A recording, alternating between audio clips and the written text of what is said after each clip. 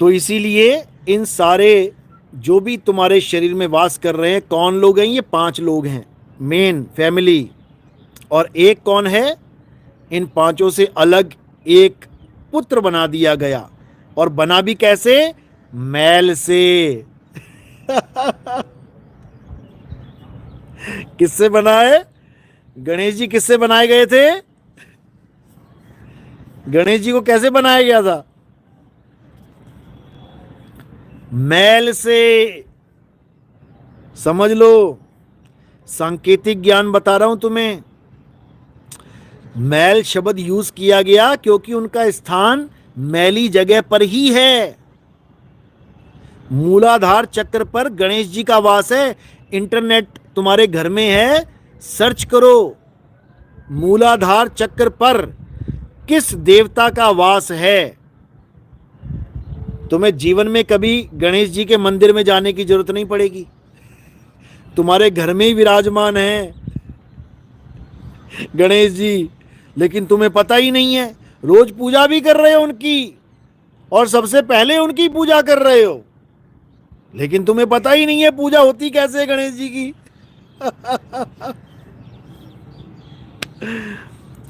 तो ये है काया का भेद। इस काया में निरंजन यानी मन, उसके बाद माया, उसके बाद शंकर जी, उसके बाद विष्णु जी, उसके बाद ब्रह्मा जी, उसके बाद गणेश जी का वास है। ये तो हो गया काया का खेल। अब आत्मा का खेल जानो। आत्मा कह लो, परमात्मा कह लो, एक ही बात है। काया के अंदर कौन है? जीव। काया में जीव है।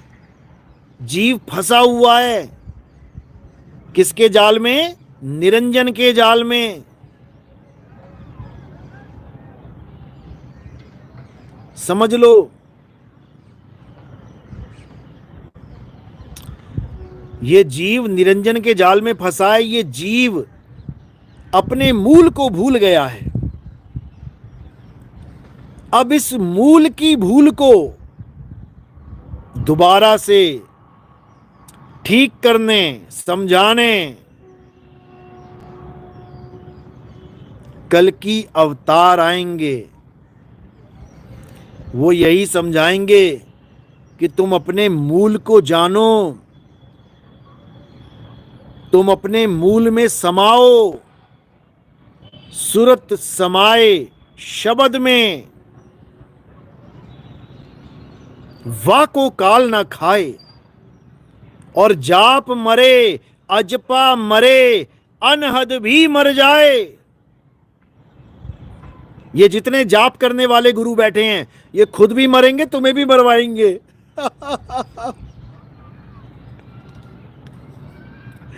ये जितने अजपा जाप करने वाले बैठे हैं, सांस ली सो, सांस छोड़ी हंग, सो हंग, सो हंग, सो हंग, ये मरेंगे, तुम्हें भी मरवाएंगे।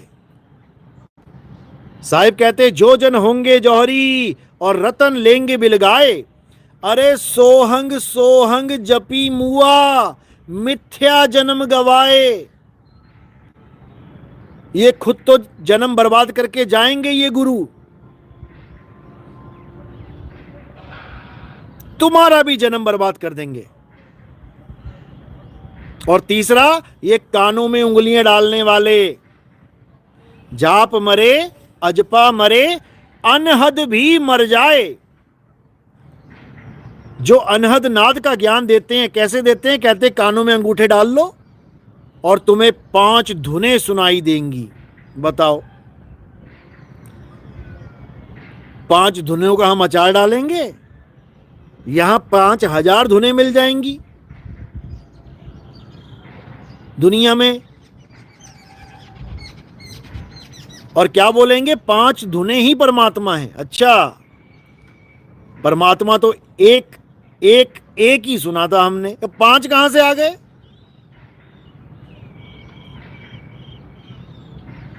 ये 5 परमात्मा लेके बैठे हैं।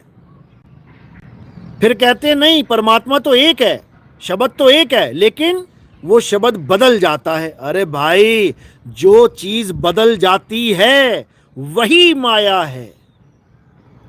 जो बदले सो माया संतों, जो बदले सो माया। परमात्मा कभी नहीं बदलता। परमात्मा एक रस अखंडी है, अखंड है वो कभी नहीं बदलता। हे अर्जुन, सत्य कभी नहीं बदलता, असत्य सदा बदलता रहता है। समझ लो। तो जो कानों में उंगलियां डाल के सोचते हैं कि हम परमात्मा तक पहुंच जाएंगे, उनके लिए क्या समझाया कबीर साहब ने? अरे अनहद बाजा जम का थाना, पांचों तत्व करे घमसाना। अनहद बाजा विधि विधि बाजे, और सार शब्द न्यारी धुन गाजे। दोनों का अलग अलग खेल समझा दिया। अनहद बाजा जम का थाना, यह काल भगवान का सबसे बड़ा जाल है। अनहद बाजा जम का थाना, पांचों तत्व करे घमसाना। ये जो 5 शब्द की धुनें आ रही हैं, ये इन्हीं 5 तत्वों की आवाजें हैं। ये भी मरेंगी, तुम्हें भी मरवाएंगी। जैसे ही शरीर ठंडा होगा खत्म हो जाएंगी, क्योंकि तत्वों की धुनें हैं। 5 तत्वों की 5 धुनें हैं। साहिब मना कर रहे हैं, अनहद बाजा विधि विधि बाजे। ये कई तरीकों से बजेगा। इसकी पहचान यही है। झूठ की पहचान ये है, कई तरीके से बजेगा। समझ लो। और सच की पहचान क्या है? सार शब्द न्यारी धुन गाजे। वो एक न्यारी धुन चल रही है, अखंड धुन चल रही है। उसमें कोई बदलाव नहीं होगा। वो एक रस अखंड है। समझ लो।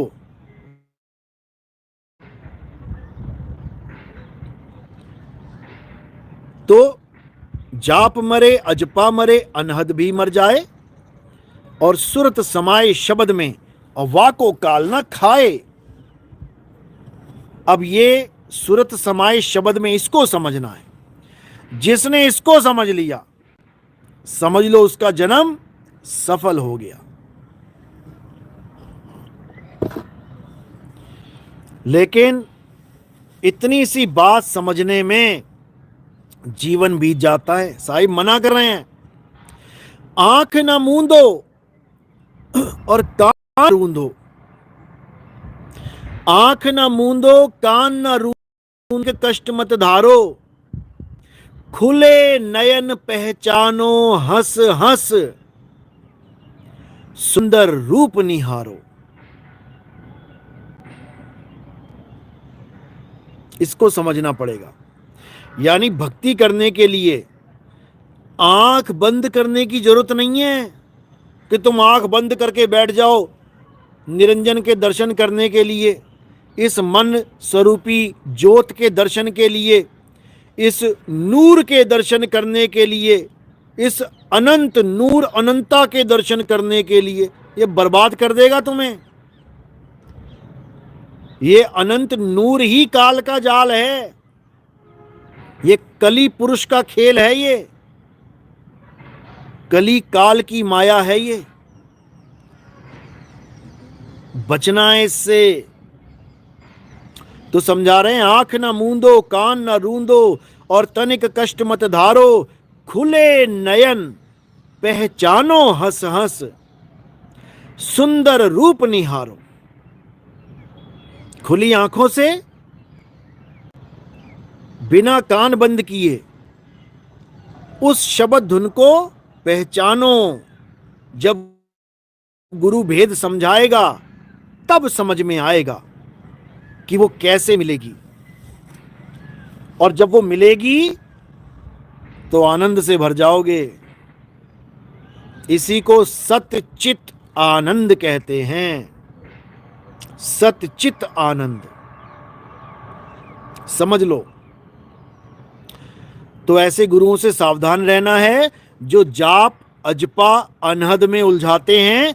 कोई भी मंत्र जाप, कोई भी अनहद नाद, कोई भी अजपा जाप, मंत्र कोई भी हो सकता है। कोई कह देगा शिवोहम शिवोहम शिवोहम, कोई कह देगा वाहे गुरु वाहे गुरु, कोई कह देगा अल्लाहू अल्लाहू, कोई कह देगा ओम सोहंग, कोई कह देगा राम राम, कोई कह देगा शिव शिव, कोई कह देगा ओम ओम, कुछ भी कह सकता है। कबीर पंथियों में चले जाओगे, वो कह देंगे सतगुरु सतनाम सतगुरु सतनाम, या फिर सतनाम को तोड़ देंगे, सांस लिया सत, छोड़ा नाम, सत नाम सत नाम। कई ऐसे बैठे हैं जो कह देंगे मैं तू मैं तू मैं तू। कई ऐसे बैठेंगे जो कह देंगे आ ऊ आ ऊ आ ऊ। ये सब अज्ञानी है, ये सब अज्ञानी है। भीड़ लगी पड़ी है, भंडार भरे पड़े हैं ऐसे गुरुओं के, खासकर भारत देश में,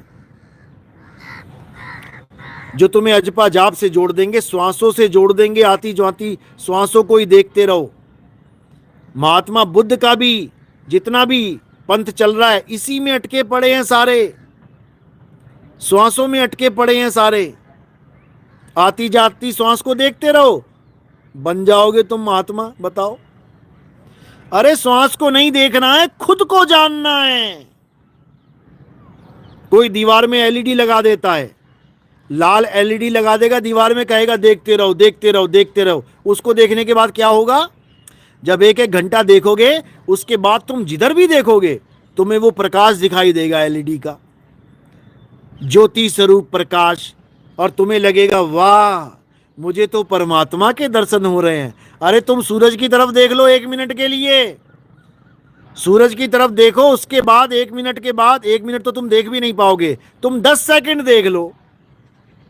दोपहर में सूरज को 10 सेकंड भी नहीं देख पाओगे खुली आंखों से। अरे तुम 5 सेकंड देख लेना, उसके बाद तुम जिधर मुंह घुमाओगे तुम्हें सूरज दिखाई देगा,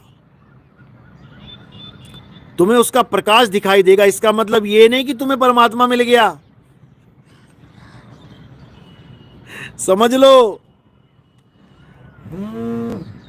मेरी आवाज आ रही है?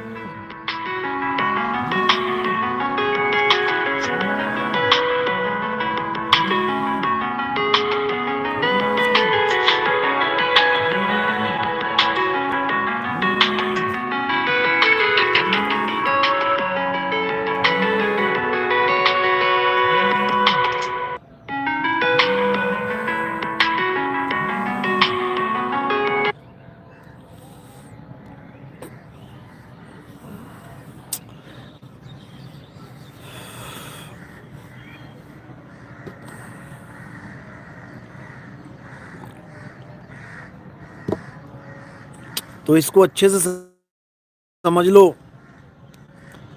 बार बार समझाने के लिए कोई नहीं आएगा।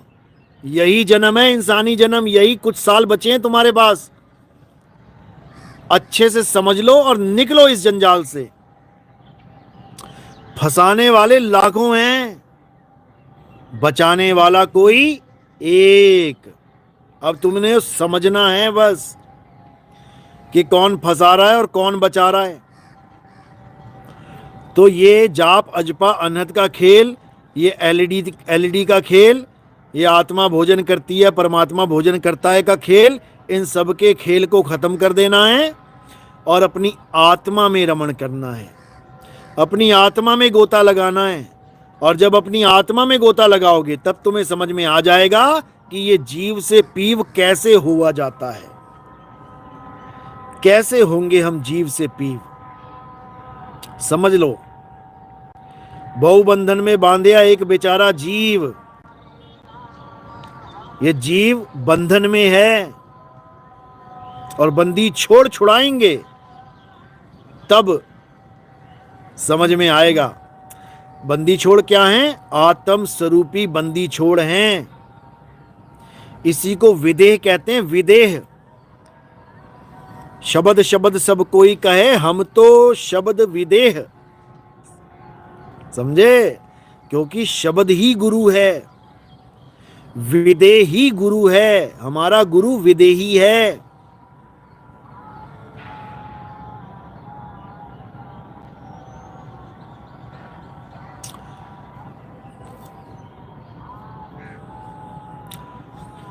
तो आत्मा परमात्मा का खेल इस काया से न्यारा है। काया से न्यारा रहे, इससे न्यारे हो जाना है।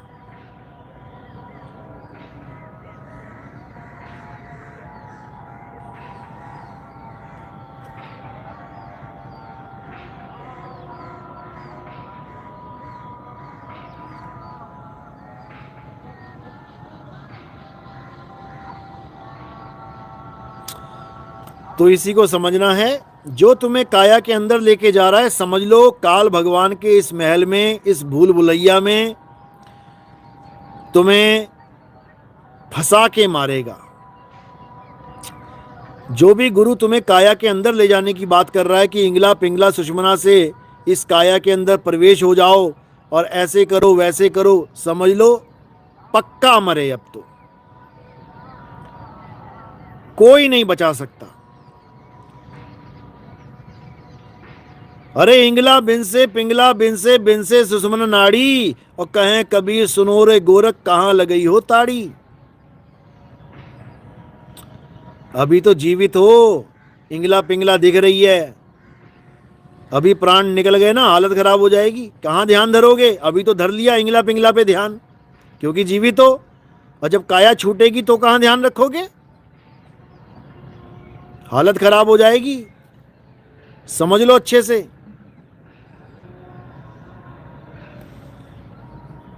तो जब तक तुम्हें यह नहीं समझ में आ गया कि ये पिंजड़े में तोता उड़ के जाएगा कहां, ये बताने वाले तुम्हें हजारों मिल जाएंगे कि तोता पिंजड़े में है। बस फर्क क्या होगा, वो तोते को परमात्मा बता देंगे कि इस पिंजड़े में परमात्मा का वास है। अरे पिंजड़े में परमात्मा नहीं रहता, पिंजड़े में तोता रहता है, कैदी है वो, कैदी। और किसने कैद किया है? इस काल निरंजन ने। समझ लो।